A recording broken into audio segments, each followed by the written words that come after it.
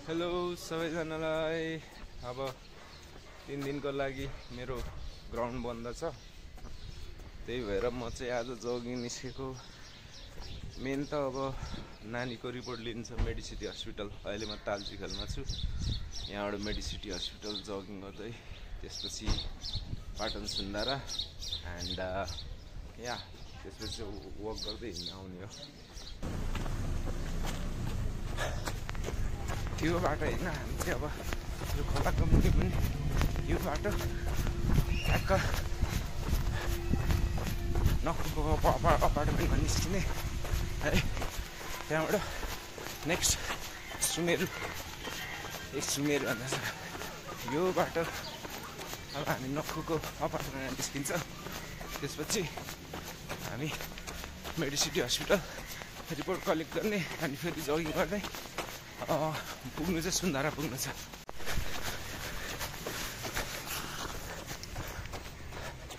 यो ठाउँ बाटो हालिहाली छ कि पिछोबाट आएर चाहिँ बगाल मजा आउँछ क्या यस्तो।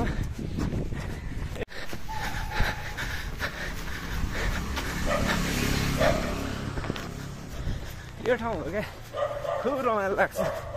यो कलेज लाइफ हुँदा हिँडेको बाटो भएर होला क्या, रमाइलो हुन्छ क्या।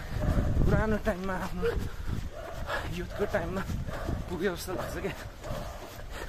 अब यहाँबाट पुल आउँछ, पुल क्रस गर्ने, त्यहाँदेखि राइट टर्न हस्पिटल है त। एकैचोटि हस्पिटलमा भेटौँला।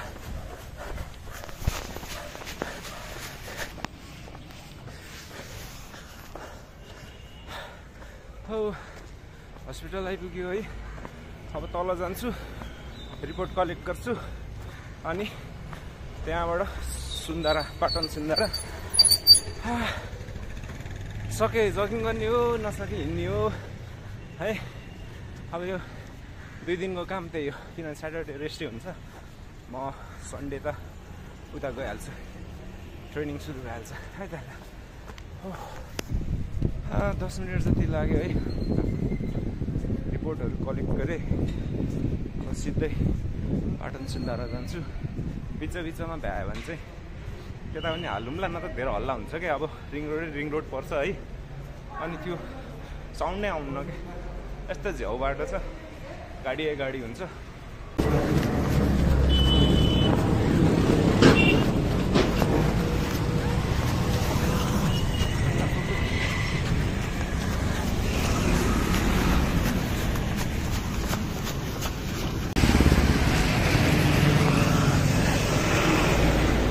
उकालो पऱ्यो, गाह्रो भयो।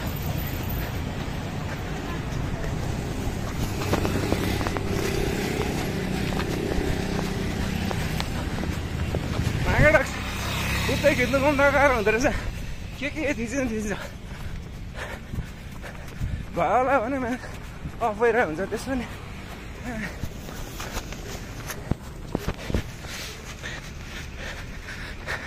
यहाँबाट आधी बाँकी छ अझै। यो हो क्या ट्राफिकले स्पिड मिटरमा घन्ट गर्ने ठाउँ। यहाँबाट चेक गर्छ होइन, यहाँबाट कम ताकै हुन्छ कि यादै हुन्न त्यो ज्यादा समाचार। ओके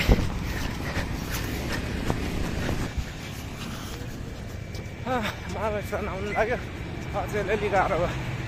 अब 2-3 मिटर चाहिँ हिँड्नु पर्ला है। म चाहिँ अब यतैबाटै छिर्छु सरर लाएर।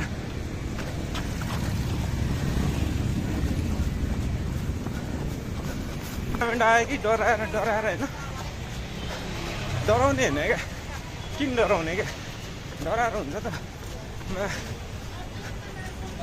हान्ने हो ज्यान।